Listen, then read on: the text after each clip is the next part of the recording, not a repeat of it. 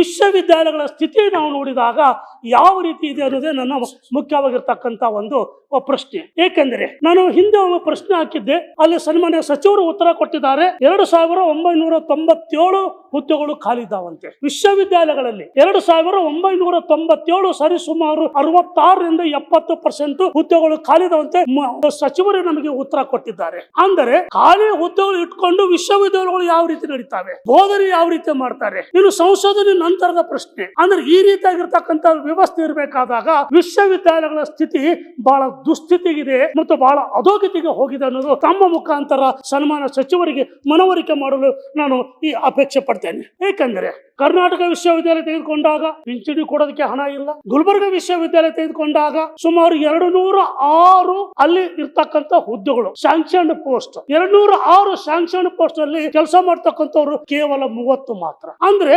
10% ಸಹ ಇಲ್ಲ. ಇಲ್ಲಿ ಅಷ್ಟು ಕಡಿಮೆ ಪ್ರಮಾಣದಲ್ಲಿ ಇರ್ತಕ್ಕಂಥ ಪ್ರಾಧ್ಯಾಪಕರು ಇಟ್ಕೊಂಡು ಅಂತ ದೊಡ್ಡ ವಿಶ್ವವಿದ್ಯಾಲಯ, ಸುಮಾರು 40 ವರ್ಷಗಳಿಂದ ಇರ್ತಕ್ಕಂಥ ವಿಶ್ವವಿದ್ಯಾಲಯ, 1980ರಲ್ಲಿ ಪ್ರಾರಂಭವಾಗಿರ್ತಕ್ಕಂಥ ವಿಶ್ವವಿದ್ಯಾಲಯ, ಅವ್ರ ವಿಶ್ವವಿದ್ಯಾಲಯ ಯಾವ ರೀತಿ ನಡೆಸ್ಕೊಳ್ಬೇಕು ಅದೇ ರೀತಿ ಆಗಿರ್ತಕ್ಕಂಥದ್ದು. ಜಾನಪದ ವಿಶ್ವವಿದ್ಯಾಲಯ ಅಲ್ಲಿ ನೇಮಕಾತಿ ಇಲ್ಲ. ಆಮೇಲೆ ಗ್ರಾಮೀಣ ಅಭಿವೃದ್ಧಿ ರೂರಲ್ ಡೆವಲಪ್ಮೆಂಟ್ ವಿಶ್ವವಿದ್ಯಾಲಯ ಗದಗ, ಅಲ್ಲಿ ವೈಸ್ ಚಾನ್ಸಲರ್ ಮತ್ತು ರಿಜಿಸ್ಟರ್ ಬಿಟ್ರೆ ಪರ್ಮನೆಂಟ್ ಹುದ್ದೆಗಳು ಯಾವುದೇ ಇಲ್ಲ. ಸೊ ಹಂಪಿ ವಿಶ್ವವಿದ್ಯಾಲಯಕ್ಕೆ ಹೋದ್ರೆ ಹಂಪಿ ವಿಶ್ವವಿದ್ಯಾಲಯ ಈಗಾಗಲೇ ನಿವೃತ್ತಿ ಆಗ್ತಕ್ಕಂಥವ್ರು 30 ಜನ ಇದ್ದಾರೆ, ನಿವೃತ್ತಿ ಅಂಚಿನಲ್ಲಿ ಇರ್ತಕ್ಕಂಥವ್ರು 47 ಜನ ಇದ್ದಾರೆ, ಉಳಿಯವರು ಕೇವಲ ಮತ್ತೆ 30-40 ಜನ ಇರ್ತಾರೆ. ಹಂಪಿ ವಿಶ್ವವಿದ್ಯಾಲಯದಲ್ಲಿ ಅಲ್ಲಿ ಕರೆಂಟ್ ಬಿಲ್ ಕಟ್ಟುವುದಕ್ಕೆ ಹಣ ಇಲ್ಲ ಅಂತಂದ್ರೆ ನಾವು ಯಾವ ರೀತಿಯಲ್ಲಿ ಇರ್ತಕ್ಕಂಥ ಸ್ಥಿತಿ ವಿಶ್ವವಿದ್ಯಾಲಯಗಳು ಇದಾವೆ ಅನ್ನೋದನ್ನು ತಮ್ಮ ಮುಖಾಂತರ ಸನ್ಮಾನ್ಯ ಸಚಿವರಿಗೆ ನಾನು ಗಮನಕ್ಕೆ ತರೋದಕ್ಕೆ ಇಷ್ಟಪಡ್ತೇನೆ.